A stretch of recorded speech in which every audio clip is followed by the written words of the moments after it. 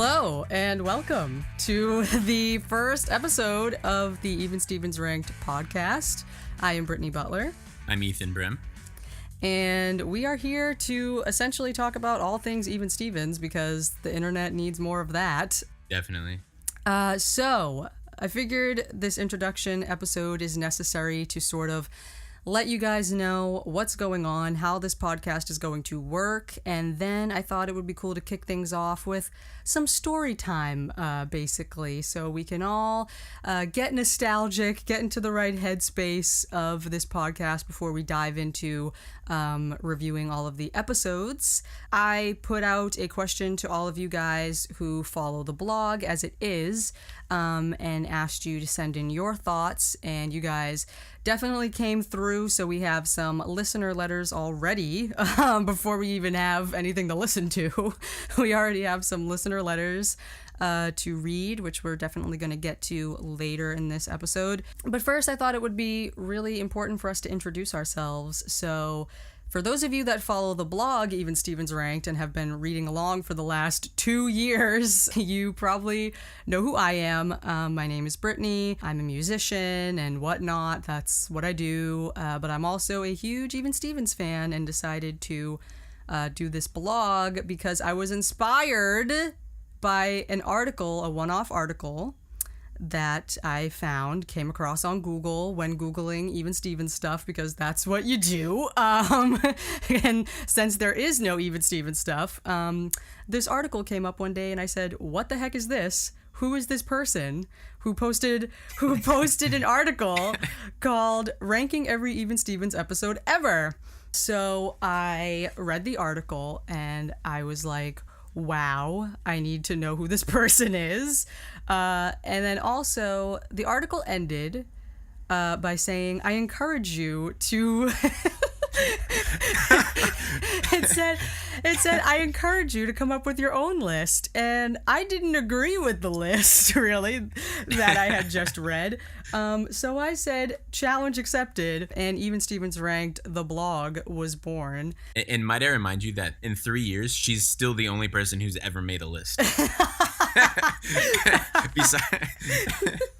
So the blog started in September of 2016, just recently ended in August of 2018. I made it through successfully, ranking and reviewing all 65 episodes of the series. And if that wasn't enough for me, I still apparently have a lot more to say about this show. I couldn't let it go just yet, so... Ethan presented the idea under one of my reviews that we could probably host a, quote, dope podcast. Did I really say that? Yeah, you said that. Direct quote. It is dope. Yeah, it is going to be lit, as the kids say. So he did present the idea that we could probably post a cool podcast, and that was like 2 years ago. And then it hit me that we definitely probably could, because, first of all, the idea that I first came into my brain is the fact that we are probably the only two people who have taken the serious time to thoroughly rank every single episode of Even Stevens. So that right there seemed like a cool premise for the podcast for me, because our lists are not the same. There are some small areas where we do line up, like either one episode will be just a few slots away from the other, or I think there are like 3 or 4 instances where we actually ranked an episode the same number, which is pretty cool, pretty interesting. So, but for the most part, our lists are pretty opposite. A lot of your higher episodes are my lower and vice versa. So I thought right there that would be an interesting concept for a podcast for us to go ahead and not rank, we did enough of that already, to go ahead and review the entire series from beginning to end and preface each podcast episode with where each of us ranked this particular episode, and then sort of discuss and review the episode through that lens, I guess, for lack of a better word, and see what good conversations spawns from that. We'll have some cool segments along the way. So yeah, it should be a good time. Ethan, why don't you introduce yourself? I have talked way too much, and I've already talked way too much on the blog as it is, so please, I will shut up. Please introduce yourself. Hey, so my name is Ethan Brem, and I'm actually coincidentally also kind of in the music world like Brittany. That's not how we know each other, but No, we know each other from Even Stevens. yeah, exactly. Which is The only true way you can meet a person. and so yeah, I've been blogging for since 2010, and different incarnations of a movie review blog, and I review TV shows sometimes. Like I've ranked every Boy Meets World episode. So I decided to rank my favorite show, which is Even Stevens, and there's only 65 episodes, unfortunately. Even if there are 200 episodes, I would have still ranked every episode.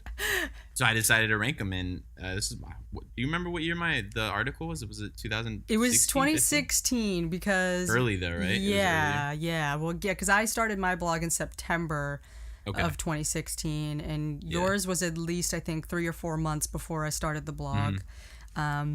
So yeah. So now that you guys know how this podcast is going to go, how this whole thing's going to work, I thought we'd jump into some fun discussion topics to really kick off this podcast. So the first of which is for us to just sort of share our earliest memories of the show, how we got into the show, and like any sort of fun little information about our first exposure to Even Stevens, and clearly it made an impact on us as we are here today doing this years into adulthood.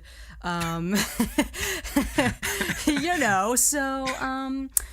I thought it would be fun to take a look back down nostalgic memory lane. So Ethan, if you want to kick this off, what is your earliest memory of Even Stevens? I think what the first episode you saw was. 100%, and I rewatched it the other night with my wife because it's the first time I've actually watched Even Stevens since my son was born, who's almost 5 months. Oh yeah, why don't you tell them what you named your son? So I named my son Lewis after Lewis Stevens because it's a name that I've told my wife some years ago. I was like, before we were even married, I said, I really want to name our son Lewis because Lewis Stevens made a big impact on me, and he was like a guy who I aspired to be when I was a kid. I'm 29 now, so when I first watched the show, I was about 11 in 2001, right around the time, probably maybe 6 months after the show first aired, because I was a Nickelodeon kid growing up, and same. Right around, we'll get to that with my origin story. When Nickelodeon started kind of sucking around like 2000, 2001, I made the slow progression to the Disney Channel. The Disney Channel wasn't part of like the basic cable package. You had to pay extra for it. And around that time is when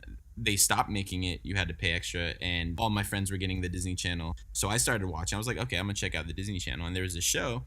It was this claymation opening and stuff. And then I was like, okay, is this gonna be one of my friends actually thought it was gonna be a claymation show. So did my mother. Yes. But then I kept watching, and it was the Battle of the Bands episode from season 1. I think it's episode 14. Solid first episode to be exposed to. And so it was probably about 2000. I looked it up the other day. It aired in November, I think, of 2000. So it had to have been around there, maybe a little after, because when they play those new episodes, they just play them all the time after that. So it had to have been something like that. But I remember just absolutely loving the show instantly until 2003 when the last episode aired and the movie aired. I had my alarm on my watch. I always wore a watch, and my alarm was always set to when Even Stevens came on. It was 5:30, and then they moved it to 6, and then they moved. I think 6:30 was the last time. So you were always you were updating that alarm. Yeah, I was updating it, and I remember I really want to say 6:30 was the last time that they had it at before they went off air, because I remember for years after that my alarm just always went off at 6:30, and I never changed it because I just like the nostalgia of it being Even Stevens time. And it must have, because I also have very strong memories of Even Stevens always being on at dinner time. So like every time I hear that theme song, I can just hear my mom cooking in the kitchen. You smell it. Yeah, right? I can, like, I'm just totally brought back to everything. And my parents knew that it was Even Stevens, and that Lizzie McGuire came on after, and I told them, okay, they knew that I didn't want to eat dinner during Even Stevens, so they always made sure that we ate dinner after Even Stevens. And sometimes I'd miss a little bit of Lizzie McGuire. I was like, that's okay, because I'm a guy. I don't relate to Lizzie McGuire as much. Right. I liked Gordo. I loved Lizzie McGuire, but don't get me wrong. I had a crush on Hilary Duff when I was young and all that stuff. But they made sure that we had dinner after Even Stevens was over. So every day I watched Even Stevens. Amazing. Yeah. Anything else you want to add? One more thing. In 2003, I wrote this down as a little tidbit. Okay. When the Even Stevens movie aired in June, I think it was, my best friend and I, we were both obsessed with Even Stevens, and like we wanted to be Lewis, and everyone knew it was our show. We hosted an Even Stevens movie party. Amazing. It was at his house, but we were like, no, we gotta have a party, and like 3 people showed up, but we were if I had lived there, I would have been one of the 3. Oh yeah, of course. Yeah. Of course. Yeah, but yeah, I thought that was funny. That's amazing. Yeah, so my earliest memory, I had to really, really think, because I'm a little younger than you. You're 29, you said. I'm 25. So we're like 3-4 years apart or whatever. So I had to have been, I did the math. I really had to figure it out because Even Stevens premiered in June. I think it was June 17th, 2000. And my birthday is June 22nd. So I believe I had just turned 8 after the show's premiere. Oh, wow. So, so the show premiered and then I turned 8 like a few days later. And so same with being a Nickelodeon kid, I think you brought up a very valid thing about Disney being a channel you had to pay for. When you said that, I remembered that was definitely true because for the longest time, I just thought Nickelodeon was the only kids channel in existence because it was the only channel I watched. And I was like, why was that? Why didn't I watch Disney Channel sooner? And it must have been because you had to pay for it. One day when suddenly you didn't have to pay for Disney Channel anymore, I started using the remote control myself. I guess I was 8. I was old enough to use the remote. Sure, yeah. So I started like channel surfing and I came across this channel that had little cartoon robots talking to you. Zoog. Little Zoogs. And I was like, this looks like a kid's channel. I'll keep this on. I'm 8. So I kept watching the channel. And they only had like a few original series at the time. I believe it was Even Stevens, So Weird, Jet Jackson, and The Jersey. The Jersey, yeah. And I clearly remember The Jersey because when I turned on Disney Channel, it was the Zoogs talking to me. It must have been, let's get back to The Jersey. And I was like, what's this? So The Jersey came on and I freaking hated this show. Really? With every fiber of my being. And I think it's just because I'm the least athletic person on the planet. So therefore I have no desire to learn about all of these sports people or athletes, I believe is the correct term, Brittany. Yeah. Sports people, I think, is actually the official term. Sports people, yeah, no, athletes. I really had no desire to learn about, everything about these people. So I really did not like that show, but they seemed like teenagers to me, and I was 8, so I was like, I'm gonna keep watching this channel though because it seems cool. It seems like something I shouldn't be watching, and I watched a lot of cartoons before this as well, so I was like, ooh, live action people, I'm gonna keep watching this. And then I'm assuming I kept watching, and then I had to really think. And the first episode, I'm 99% sure. The first episode I saw of Even Stevens was Scrub Day. Oh, wow. I always remembered that episode. And also that was just an episode that they aired super frequently. I think it's pretty clear in most people's memories. How could you forget the Vat of Sloppy Joe? Yeah, it's a very distinct episode, yeah. Oh, yeah, Donnie dressed as Gandhi. Yeah. And also, I remember the very beginning with the ominous messages from the 8th graders about blank days till Scrub Day. That scarred me for life. I was like really scared. Is this a real thing? Well, not just that. It was like the way it was done in the episode. It's done very creepily, and I was like, "Am I watching a horror show right now?" Like I didn't know what I was getting into. Sure, yeah. But then I kept watching, and I liked it. And this is the thing, though. I wasn't that into Even Stevens as a kid. I was totally a Lizzie McGuire person because as you said, like you're a guy, you didn't really relate to that, but I'm a girl and I wanted to be Hilary Duff as you wanted to be Lewis. I wanted to be Hilary Duff. She was my idol. So when I was a kid, Lizzie McGuire was really my show, but I had a massive crush. I'm beans there for a minute. I had a massive crush. No. I had a massive crush on Shia, but that didn't really develop until season 3 because I guess that's when I started thinking he was becoming hot, I guess. Oh, yeah. And I was like 10 or 11 by the time season 3 started. So I was in like middle school or something and I was like, oh my God, he's hot. So for a while, season 3 was my favorite season solely because of my crush on Shia. Yeah. That's when it materialized. But this is sort of segueing into our next topic. I didn't really get into Even Stevens until I revisited it in 2011. Mm-hmm. As a kid, the main things that stuck out to me about the show were the slapstick moments. Mm-hmm. When you're 8 to 11, like that's sort of the stuff that's in your face and leaves an impression. So I started getting really nostalgic for my childhood around 2011 because I was 18 and I was going into college. Like I felt like I was being thrust into the big bad world, but not really yet, you know? So it was like I was being thrust into the college real world and it was scary.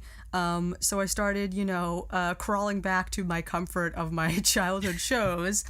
And I started, revisiting a few shows. And the first show I revisited, of course, was Lizzie McGuire, because that was just the ultimate show of my childhood.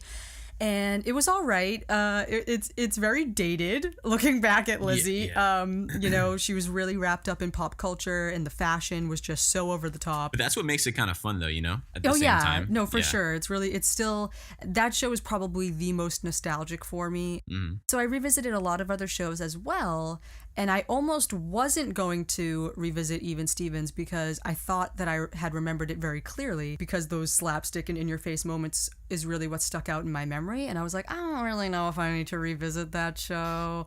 Like, I don't know. But I have such a crush on Shia and I love him to this day that I was like, you know what? I don't think I can get away with not revisiting 65 episodes in a TV movie that Shia LaBeouf did as a child. I was like, I need to take a look at this again. And holy crap, it was the most pleasantly surprised I have ever been. Yeah. I binged it with my mom. If you guys don't know, if you've read the blog, I've mentioned my mom a lot. But I'm 25, but my mom is my bestie. And so we still live together.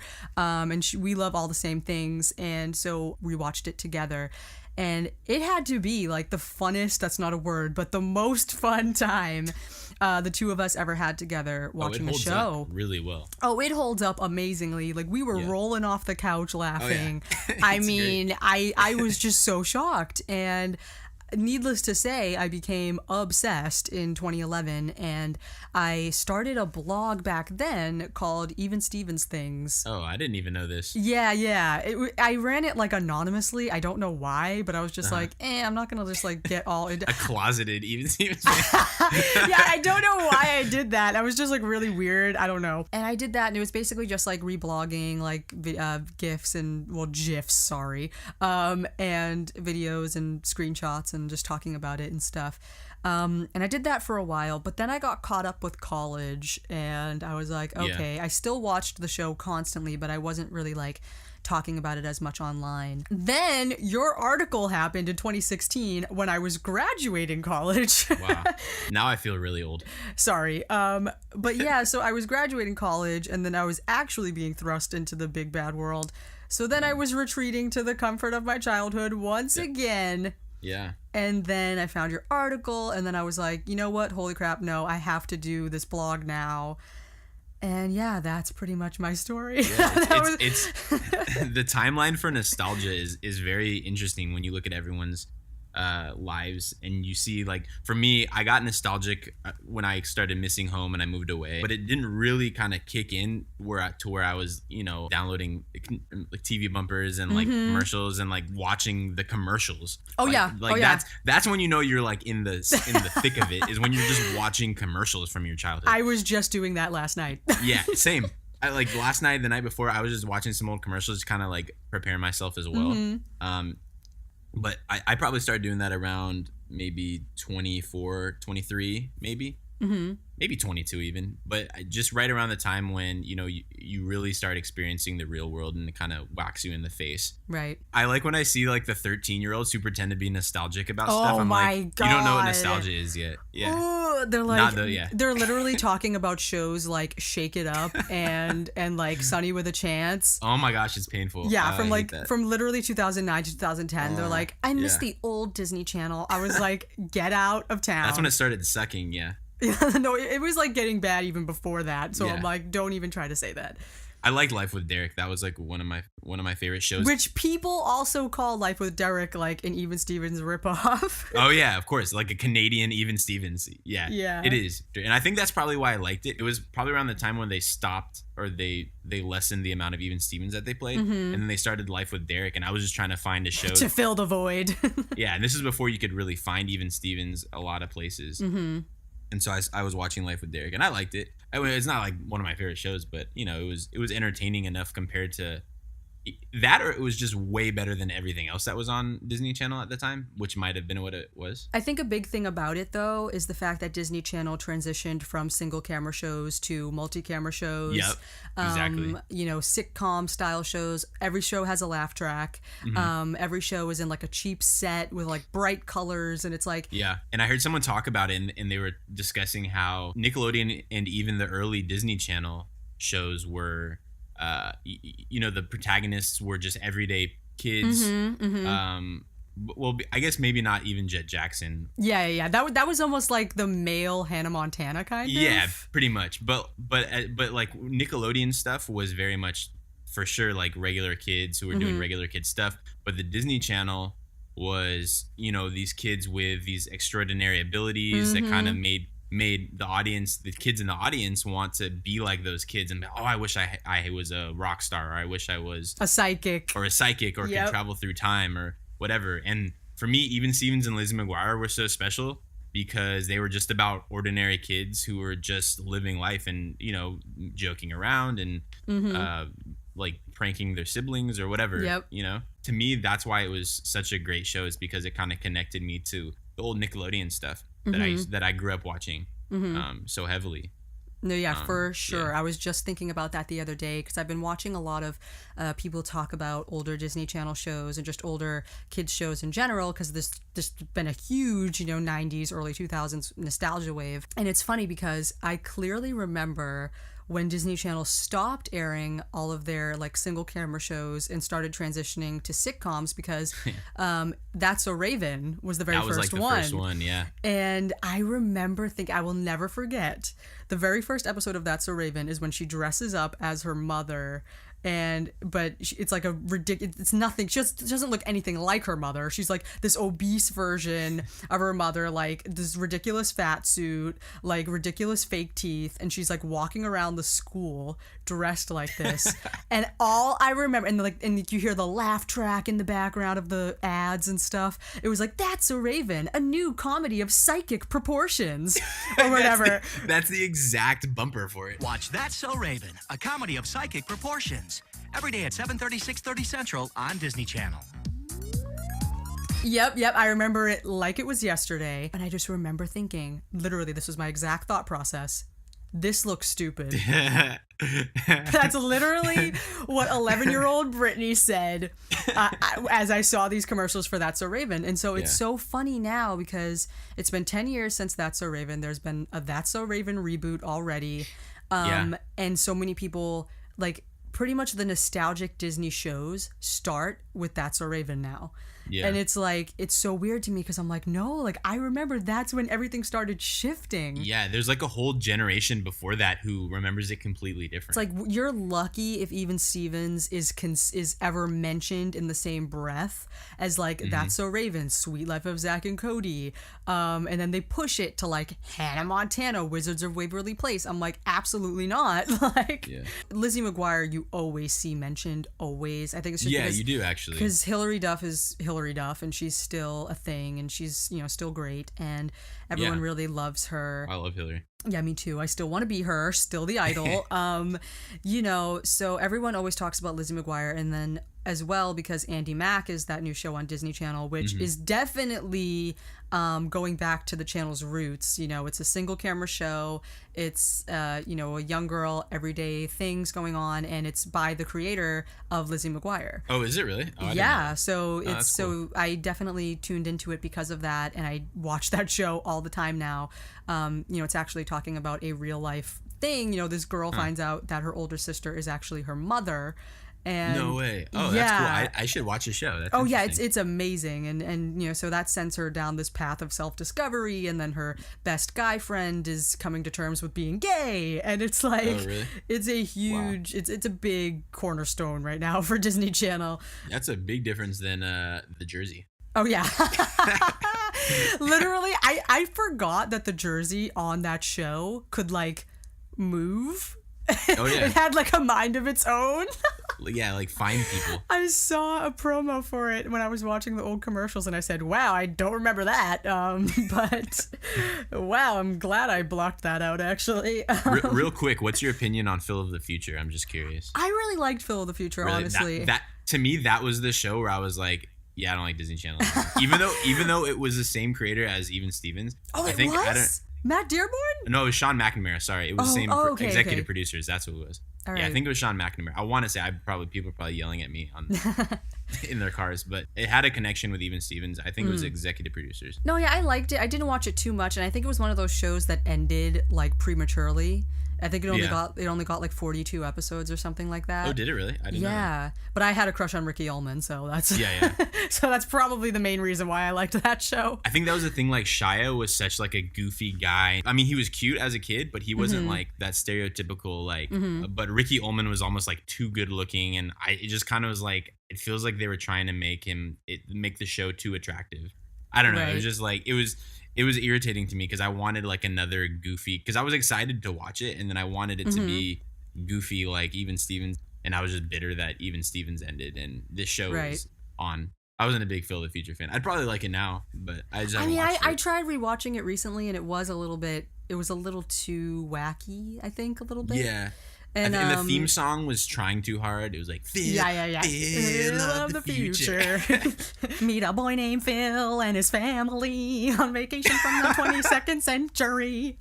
Yeah. Yeah, I was like, this is too much for me. No, yeah, and it definitely something about that show is that it also was a gimmick. He's from the future. Yeah, exactly. It went right along with the, one, you got to be a psychic or a wizard or a secret pop star or from the future. Like everyone had something, some extra thing. And I think that's that might be one of the reasons why Even Stevens is forgotten, because it is because it didn't have that gimmick, right? No, and it's weird to me that it is one of the overlooked shows, because it stars Shia. Like it's very strange to me that so many people are continuing to like sleep on it, basically. Yeah, it's weird, right? Or then it just hit me the other day that maybe some people haven't bothered revisiting it because they remember it the way I did.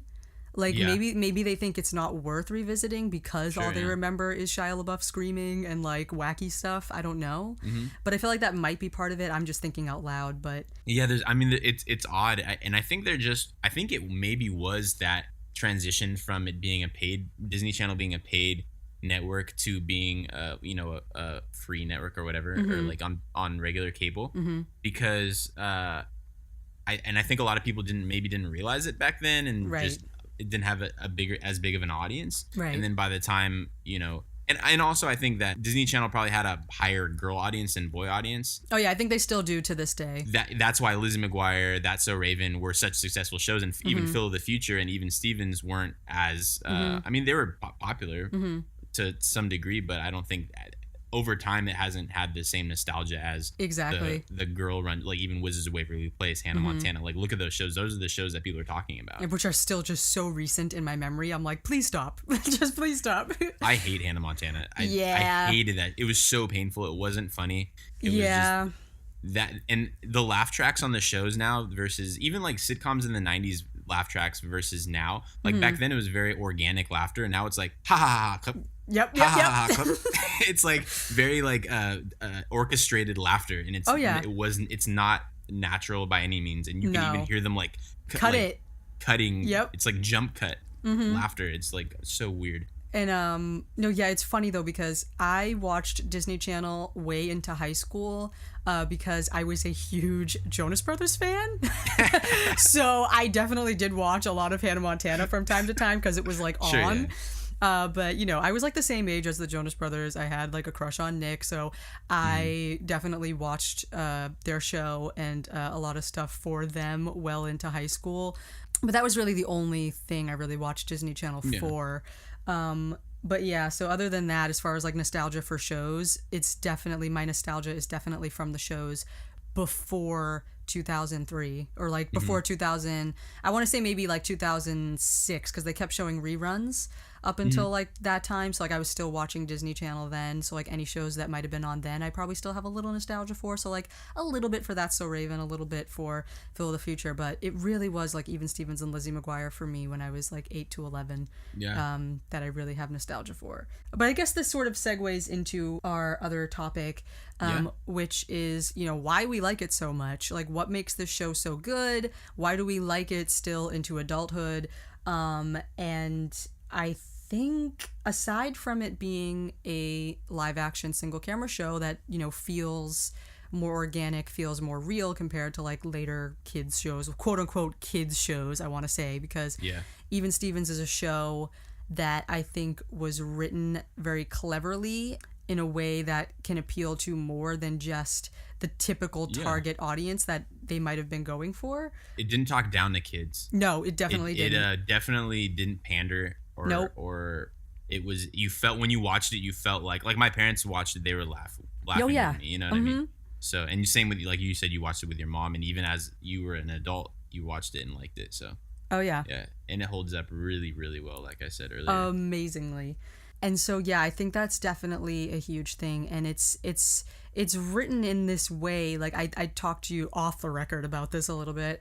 It's so hard for me to pinpoint the style of comedy that it tapped into because, later on now, like with shows that came after it, like I can see like parts Malcolm in the Middle, parts like, but Malcolm in the Middle was on around the same time, but I can see like parts Malcolm in the Middle. And then for me personally, it's probably just my mind wanting to see this, but I can see parts of The Office, parts of Modern Family. I could see that even. I mean, it was surrealistic humor. It was subtle humor even. Like not all the jokes were right on the nose, like in front of your face. Like you had to be paying attention. Like some stuff was in the background. Like there's like one of my favorite things, and I think you talked about it in the article you wrote about the episode. It was the Loomis episode. What's the girl's Naya Rivera from Glee? Yeah. She like her hair comes out. That's the Loomis, right? And then she hands it, and then Twitty takes it, and then just like out the side of the frame, he puts it in his pocket. I still don't get that to this day. I'm like, why is that happening? For years, like my wife, every time, like I've been with my wife for 11 and a half years now. Wow. So for years every time she like I find one of her hair, she has long hair, one of her hairs on my shirt, I used to like grab it and like put it in my pocket. Not weird at all. Yeah. And it was just like this joke. And I didn't even realize it was from Even Stevens because there's so many things that I do. And like sometimes I'll watch an episode, I was like, oh, that's where I get it from. Yep. Or like, because you don't notice everything every episode. Sometimes you'll watch an episode twice in a row and notice completely different things. So that's the beauty of it is, in The Office, like you said, is the same way. Or even Modern Family. Oh yeah, for sure. And like I'm probably gonna in post I'm gonna add in a quote from Rainn Wilson right now that he said about The Office. He described it and he said, our show is the most kind of awkward, embarrassing, and kind of real show on TV that deals with that color of comedy. I think we're the best in that genre, which we inherited from the brilliant English show. I don't know what it is, but it seems that Ricky Gervais was able to just capitalize almost on a generational shift with an understanding that so much of the comedy is not in the setup punchline. There's very few jokes on our show. It really is behavior, characters behaving, and the reactions to that behavior. Dwight will do something stupid, but the laugh is on Pam watching it or Jim seeing it and then turning to the camera. So it's less a comedy of awkwardness and more a comedy of reactivity. So I like to think almost of Lewis as like a young Michael Scott sometimes. Well, and like you said, like it's mostly situational, but then there was Lewis who would have like a amazing line or like would just respond to something. I don't know if sometimes I think he was ad-libbing. I'm not sure. No, he was confirmed. There's an old interview with him where he says that it was ad-libbed. How does that compare to movies? I mean, how does TV compare to movies? Totally different, you know? It's a totally different situation where that whole show was basically really ad-libbed. We just made up a lot of stuff and just were stupid all day. And so it was kind of the same way with Michael Scott. Like a lot of it was situational, and then Michael would just deliver like an amazing line, and it was just like amidst all this situational humor that was happening, and it was just brilliant. Yep. Yeah, like so, like I definitely see shades of that, and which is amazing because The Office is like one of my all-time favorite shows, especially for comedy. It doesn't seem weird to me that I would like both shows, and especially even into adulthood because Even Stevens holds up that well. Speaking of that, I guess segueing into another sort of segment here, I've pulled up some IMDb reviews of the series from 2002, 2003, around the time the show was on, and then some more recent ones that are up there. And I think these are pretty interesting. And I thought it would be cool to kind of read them to sort of support what we're saying here, because it's really interesting to hear other people have the same thoughts. Okay, so here's a newer one from 2013. Someone gave it a 9 out of 10, and they said, reserving that last star, you know, just can't go all the way. Yeah, you don't want to give it 10. And the subject of their review is, I love this show. It's even funnier than I remember. And they said, out of all the Disney shows I grew up watching, Even Stevens is the one I remember the least. That's because when I really started watching it, the show was over already and Disney only had reruns going. But I have to say, here's my opinion. This show is funny, inventive, genius. The characters are so cool and entertaining, and each episode is always a real blast to watch. My favorite character is Lewis Stevens, and I never expected Shia LaBeouf to explode into stardom the way he did. He is a great actor. And then she says, my least favorite character would have to be Ren because she's boring in comparison to everyone else. Sorry. I'd probably same with me. And it says, I think the show should have lasted for more than 3 seasons. Now that I'm watching the show again on YouTube, I have a greater appreciation for it. And I definitely relate to that. Okay, another one. This is from 2004. They say, one of the funniest shows ever made. Even Stevens is one of my top 10 shows of all time. The characters are great. A lot of people don't like Beans, but I think he can be hilarious. The supporting cast is excellent, but the show belongs to Shia. He is a superb actor. Everyone on the show is, in my opinion. The writing is witty, clever, and original. Some of the episodes literally have me laughing for over a half an hour, and most shows are unable to elicit more than a chuckle from me. The acting was really good. Like so everyone, good. There wasn't really a bad actor on the show. Like, no. Everyone was perfect. I loved Ren, but it's just, I was Lewis, so like every time they'd get into it, I'd be like, oh, Ren, you got him again. And oh, Ren, you got him again. I'd be like at the end of Secret World of Girls, oh man, that's my favorite episode, but I'm just so frustrated that Ren wins at the end of the episode. And it's so funny though that that's like what ruins the episode for you, but that's what saves the episode for me, because it was just so invasive what Lewis was doing to the girls. Because I was like, that would have been me. I would have been like, oh yes, let's do this. Like, this is a great idea. Like, as like a 12-year-old, you know, and I'd be like, yeah, this is a great idea. Let's spy on my sister and her friends and like sell tickets for it. And then she just foils his plans. Well, we'll cross that bridge when we get to it. But yeah, of course. I got stuff to say about that. But yeah, so basically, with these reviews, like here's another one. It says, all the characters are perfect. The show is hilarious. No one gives it enough credit. I'm disappointed that Disney dwells so much on Lizzie McGuire, though. Even Stevens is just as good, only from a boy and girl's point of view, not just a 13-year-old girl. And I thought that review was really interesting because it's true. Like, there aren't Disney Channel shows that have a male protagonist or like a male main character, like as you said earlier, Disney Channel was like more of like a girl channel, so to speak, because when you think of Disney Channel shows, like most of their shows have a trio, and they have a trio of friends, and Lizzie McGuire, it was Lizzie, Miranda, and Gordo. That's a Raven, it was Raven, Chelsea, and Eddie. And when I was thinking of Even Stevens, I was like, wow, this really kind of was Shia's show. Like, as much as it was, Even Stevens, that the whole title of the show is about Ren and Lewis always trying to get even and whatever, but it really sort of was Shia's show, because when you think of the trio, it's Lewis, Twitty, and Tawny. So this sort of was like the guy show, basically, I would say, on Disney Channel. And again, that's probably why it's remembered less. I don't know. I just thought that was pretty interesting. I think that's probably all the reviews, except for this one right here that I kind of liked. This is from 2000, so this was back like when when it was like the first season. It's like the first season, yeah. Yep. So it said the title of their review is Not What It Seems. And it says, when the commercials started airing for this kiddie comedy, I was sure that it would be a badly written flop. Wrong.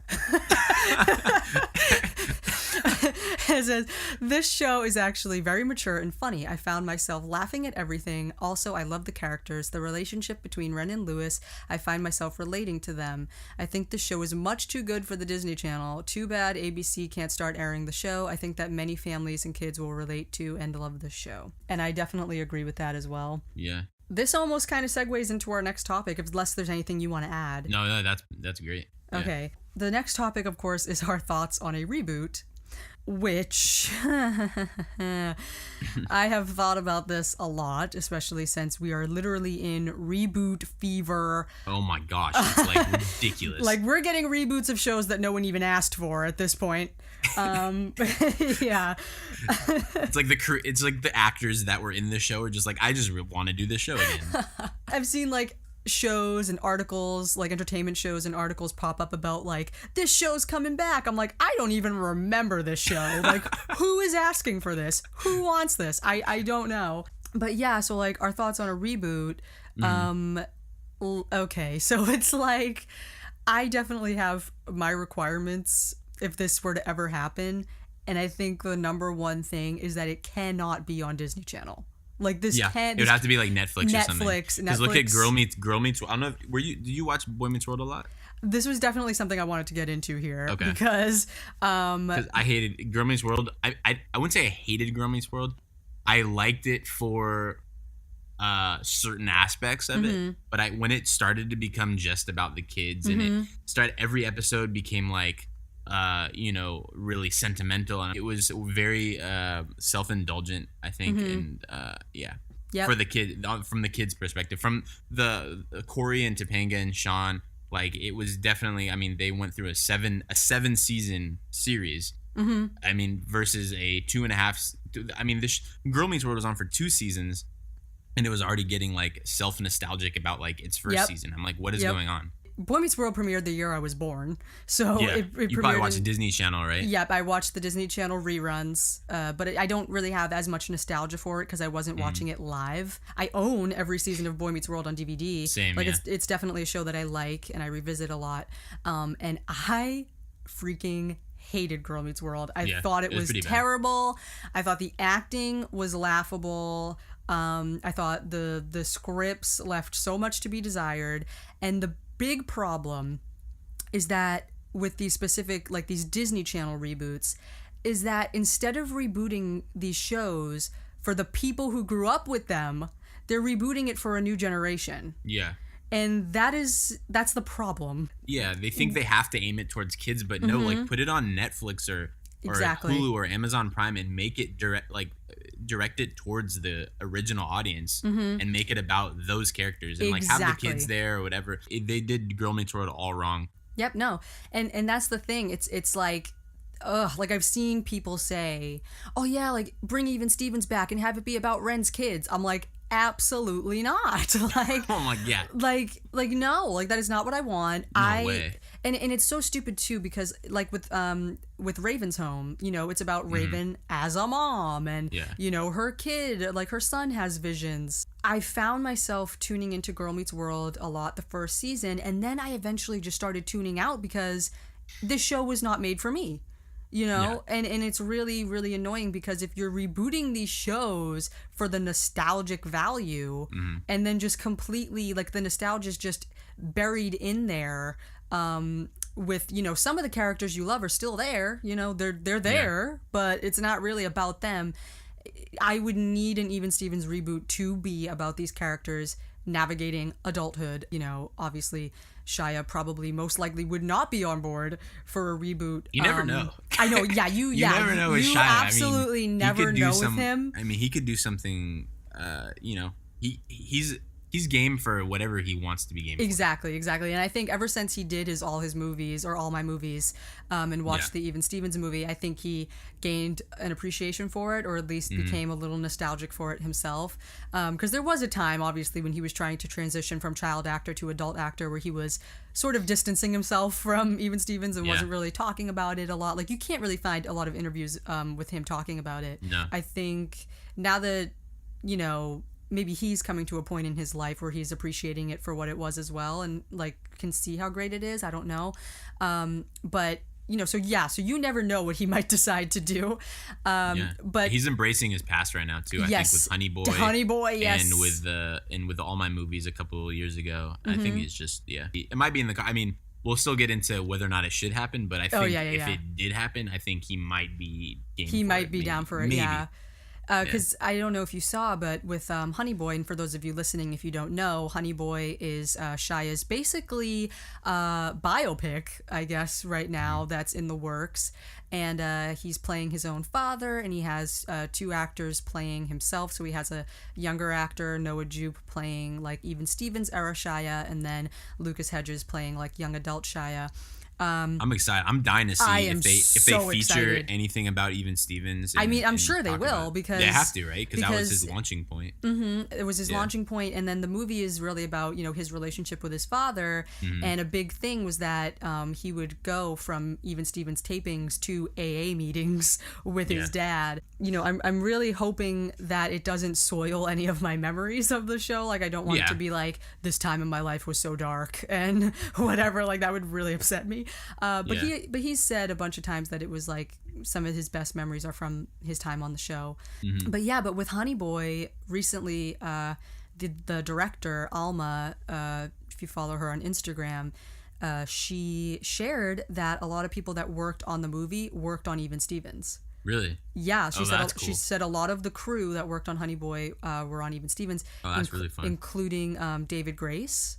The line producer or executive, one of those guys. He worked on Honey Boy, and he brought back the Hawaiian shirt that Shia wore in Close Encounters. Oh, awesome. She posted a picture of Shia wearing the shirt, and he's like all grown into it now, and it's like, you know, not baggy, and he's like smiling, and it's like crazy. Cool. Like, so I I'm like, follow her. Yeah. So I think like Even Stevens is definitely on his radar these days. Yeah. So, you know, you never know if he would sign on for it. But considering that the chances are that he most likely won't, I think we'll lean more towards that tip of the scale.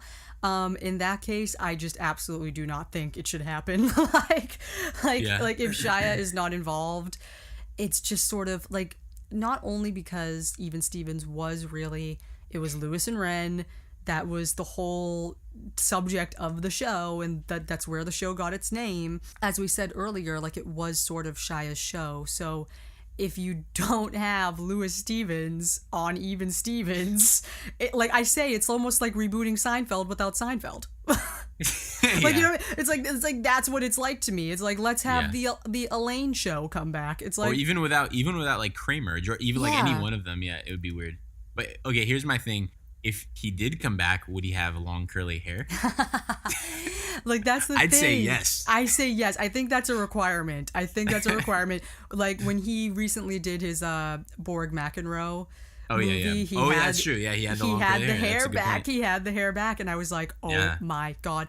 And he was like clean shaven, and he looked the same. He looked like there were Lewis. like when they were doing like press for the show. For the movie, they were doing like a lot of press. And I was just having such flashbacks, and I was like, wow, he could totally pick up playing Lewis Stevens. And I think I've thought about it a lot, that it would be an interesting acting challenge for him, because I know he's all about pushing himself and, you know, doing different things, doing like weird things.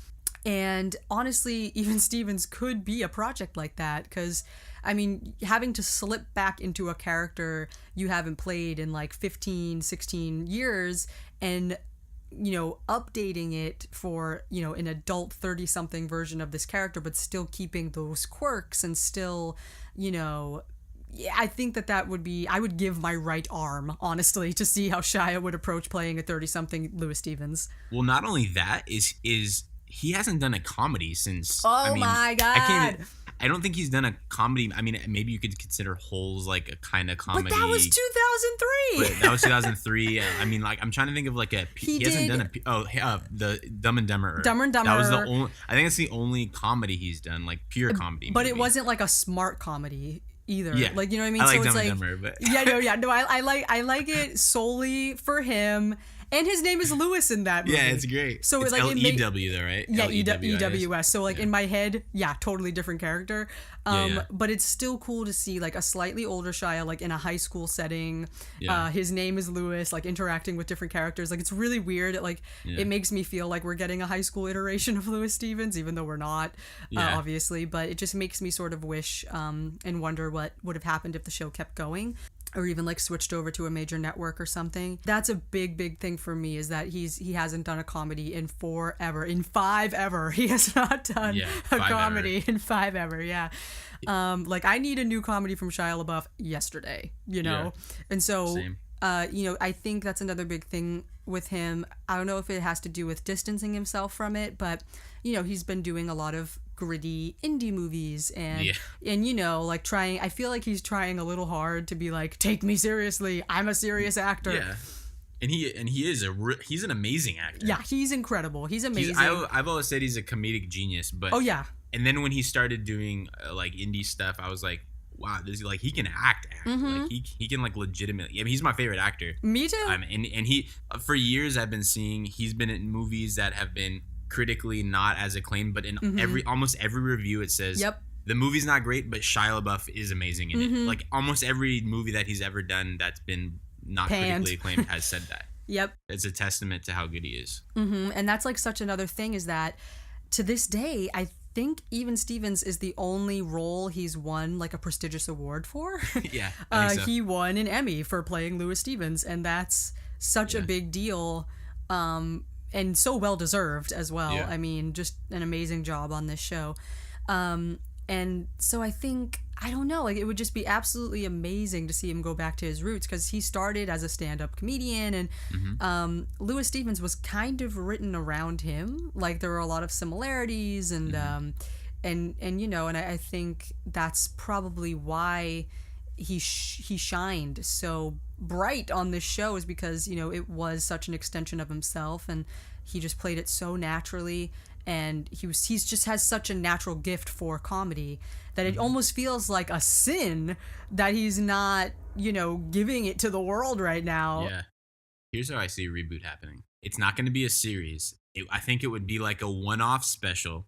I think a one-off. Honestly, I would like to see a one-off special. Personally, I think it'd be cool. I think I would like to see like a 6-episode miniseries, or something like that. Because like, I feel like if it was a one-off episode, that would leave me wanting more. And if it was like, and if it was like a movie, that would leave me wanting more. And movies tonally always feel different from a show. Yeah, that's a good point. Because then the narrative's different, and they have the 3-act structure and all that stuff. So yeah. So I think like with Stranger Things, like one season of Stranger Things feels complete, like you know, and or like the first season of The Walking Dead only had 6 episodes. You know, something like that, where like it still feels really solid and it gives you enough, and that's something I think I would like to see. But yeah, I think that might be all my thoughts on that. There's probably so much more I could say about it, but we're gonna wrap it up. We'll probably talk about it more too along the way. Yeah, for sure. Yeah. Let's move on from that for now, but yeah, definitely interesting conversation to be had. Yeah. I knew there would be a lot to talk about. So I want to get into these listener letters. You guys came through. We got some emails, which I really, really appreciate. It was really great to get these and read some. Piggybacking off of our last topic, I think I'll read this email first. It's from Kevin. So thank you, Kevin, for sending this. I really appreciated this one. He says, here are some quick takes. Even Stevens needs streaming rights. Hulu, Netflix, Amazon. Boy Meets World dropped on Hulu recently, and I rewatched most of the series with my girlfriend. And then a next bullet, he says, I think a reboot would work under certain conditions. Christy Carlson Romano would have to be on board, specifically playing the mother. Maybe single. She has to have 2 kids. One, a son. She has to have 2 kids. Yeah. One, that's it. And she better be with Larry Beale. Oh, heck yeah.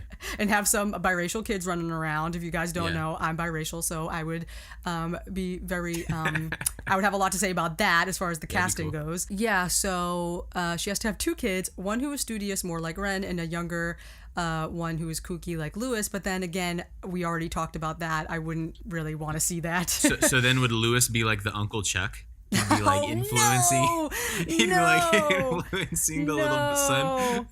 That is, I do not need to see Lewis become the failure that would so depress me. That would be the most depressing thing in the world. Would she be with, who's the guy from, what's his name in the Even Stevens movie? Was his name Jason? Yeah, Jason. Ugh, Mutai. Mutai was his other name. It got me so mad that they just stuck her with him last minute. I was like, okay, first of all, this guy is at least 30. She's supposed to, she is supposed to be, I think I've come to the conclusion she was supposed to be at least 15 at this point. Yeah, she's probably about 14, 15. Because right? Lawrence Junior High definitely goes to 9th grade. That's true, yeah. Because they don't address it, but Lewis and Ren definitely move up a grade in season 3. In the 3rd season. Yeah, Lewis is definitely in 8th grade. We see him using the 8th grade bathroom. Mm-hmm. And then Ren says that she's no longer in 7th or 8th grade at one point. So I was like, obviously she must be in 9th because she still goes to Lawrence. So yeah, she's supposed to be 15, and this guy has a career as an actor.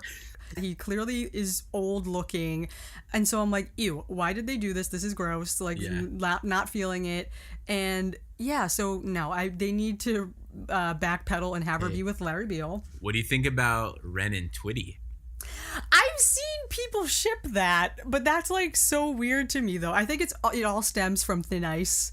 Where she says, I'm in love with my little brother's best friend. I don't know. I mean, that could be something. Who knows? But all I know is that Lewis and Tawny still have to be together. And there's some like plots that could go with that. Like maybe they're getting married and there's like a bunch of stuff to be had about that, or maybe like Lewis finds out she's pregnant or something, and then like there's like just insanity about that. I'm sure there's like a lot that could go down. Anyway, so then he goes on to say, I don't think this reboot would work on Disney Channel, which we talked about. It would be better off on Freeform or Hulu or Netflix. Disney has changed, and Girl Meets World wasn't allowed to grow, and we talked about that as well. And that was sucky too about Girl Meets World, is that they rebooted that knowing that Disney Channel cuts shows off at like the 3rd or 4th season. So that's almost insulting to think that they went into that knowing we were never going to see these kids grow up and graduate high school, go to college, get married. It was almost an insult. I mean, like I said, I watched Girl Meets World all the way to the end. Just because of Boy Meets World is, I always say Even Stevens is my favorite show. Boy Meets World is my second favorite show. So Girl Meets World, I just felt like I had to, for canon purpose, watch it all the way to the end.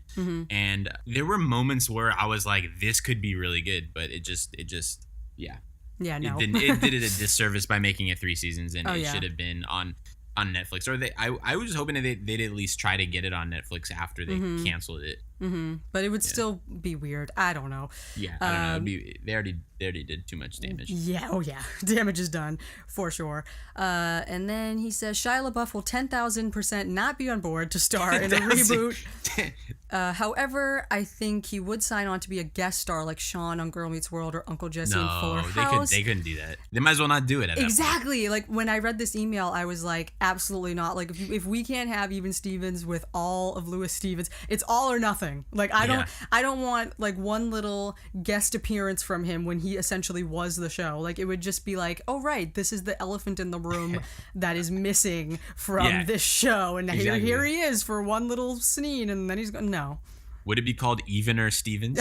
Even More Stevens. Even More Stevens. They had a marathon on Disney Channel called Even More Stevens Marathon. Did they really? Yes, they did. Oh, wow. I saw it on one of those old commercials that I was watching the other night. So get even more of Even Stevens with the Even More Stevens Marathon. Friday starting at 2, 1 Central, part of Zoog Weekends. That rings a faint bell, but I don't even remember.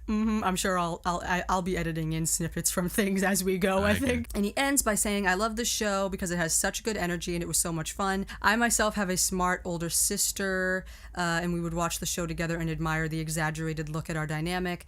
I love that it was single camera on location, not on a studio set. It added authenticity. And we talked a lot about that already. So thank you, Kevin, for that. We're on the same page, except for Thank you, Kevin. except for the reboot. Yeah, it's all right. There are gonna be a lot of fans who want a reboot too. Oh, and yeah, I don't blame them. It's just like you have to be realistic about thinking about how it would actually happen. Translate. Yeah. And speaking of that, we talked about this off the record again the other day, but in case you guys missed it, there was a guy who drew up a comic book. Oh yeah. He drew up a comic, like just a one-off strip of Ren running for president and Lewis crashing her press conference. Heckling her. And it was honestly amazing. And as soon as I saw that, I was like, honestly, I would be okay with Even Stevens being revived as a comic book series. Because it wouldn't be as detrimental if it didn't work out. It doesn't really slap you in the face as hard as like an actual the same medium, which would be like a TV or a movie.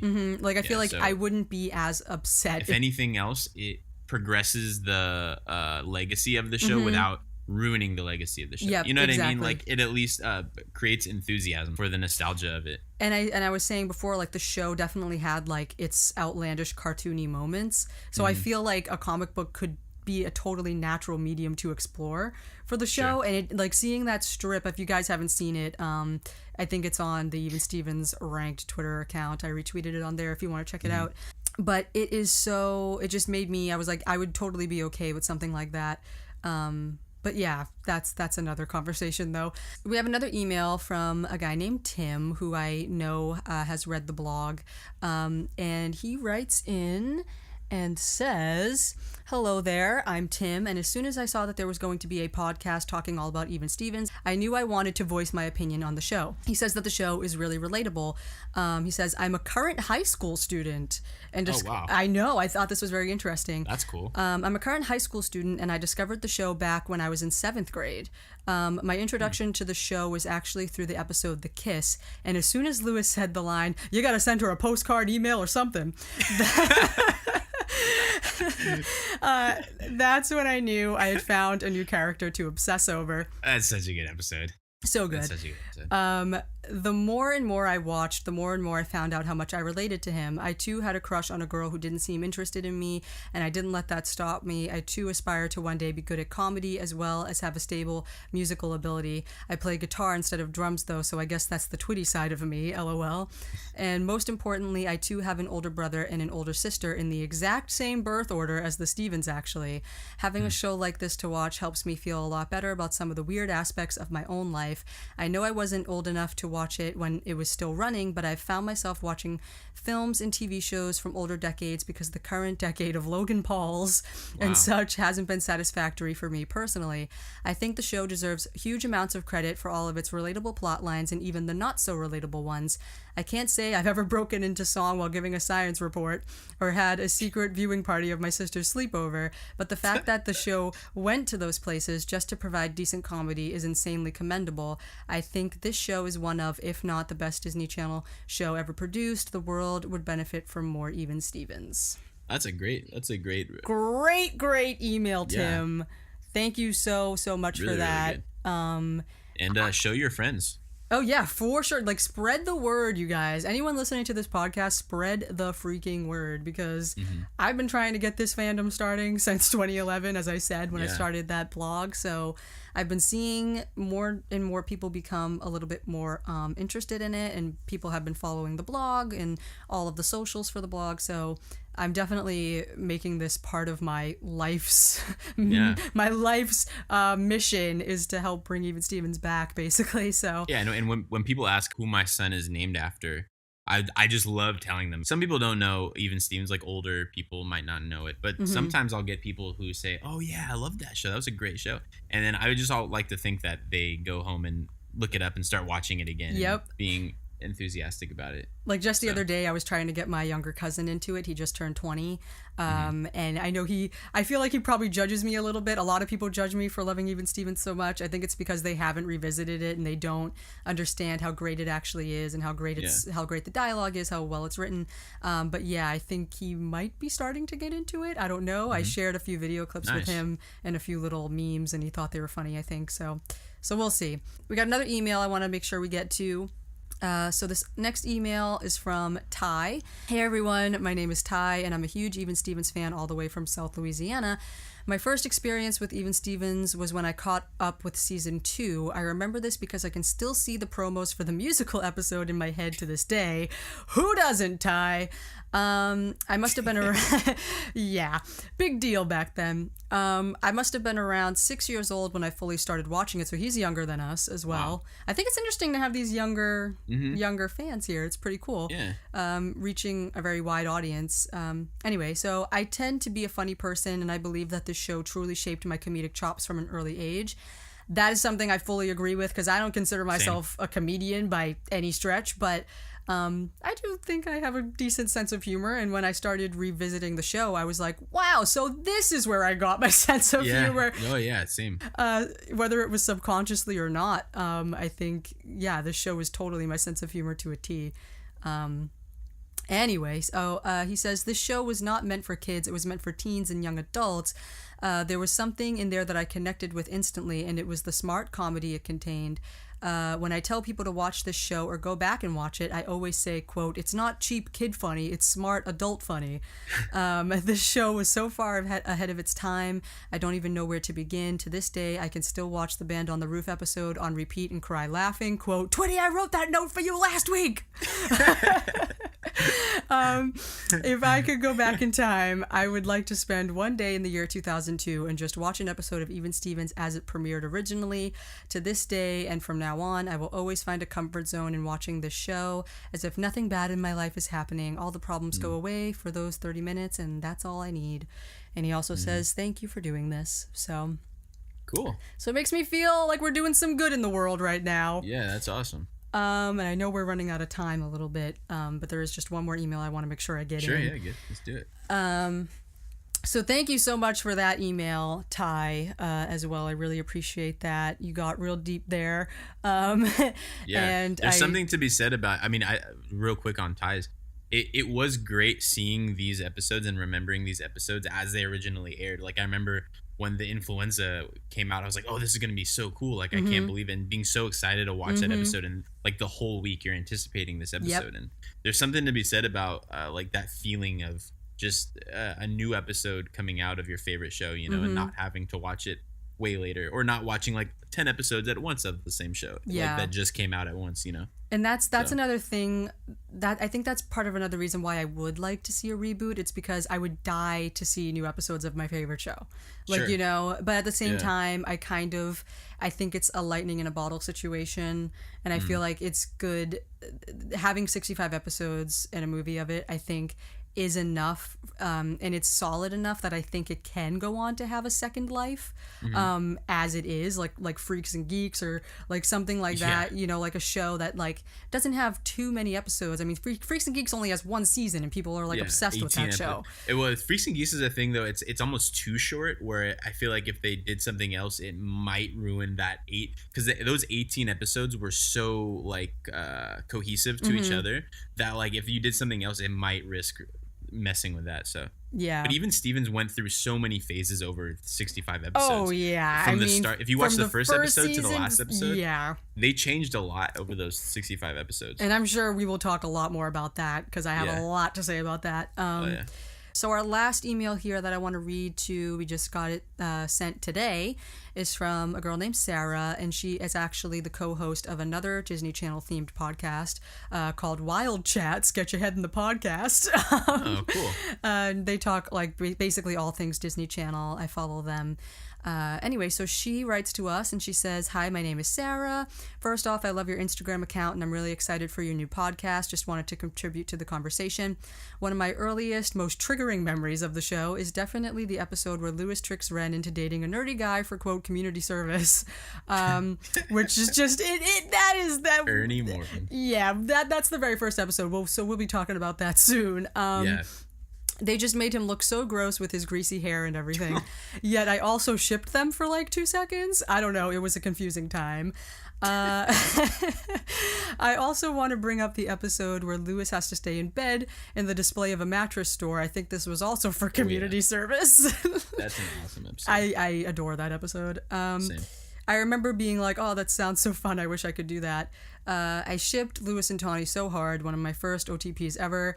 I like more characters now that I'm an adult. I used to hate Ren. Man, all the Ren hate, man. Like, people just do not like this girl. It's all the Louis empathizers, that's why. Yeah, well, I think, again, that has a lot to do about it kind of being his show. I don't know, but I used to hate Ren because she was so uptight, but now I can see the comedic value in certain aspects of her personality. I noticed that with a lot of great shows from my childhood. All of the characters I thought were annoying, I'm now realizing actually have a lot of depth and personality. Good luck with your podcast. I'm excited to listen. Thank you, Sarah. Awesome. Now, what's the name of her podcast? Wild Chats. Get your head in the podcast. Get your head in the podcast. That's cool. Yeah, so thank you guys for sending in that stuff. I mean, I got a lot of comments under the post on Instagram, but we're not going to really be able to get to that right now. But thank you guys for writing in. Really appreciate it, hearing your thoughts, where our opinions line up or don't line up. It's all cool. We're here to talk about all things Even Stevens.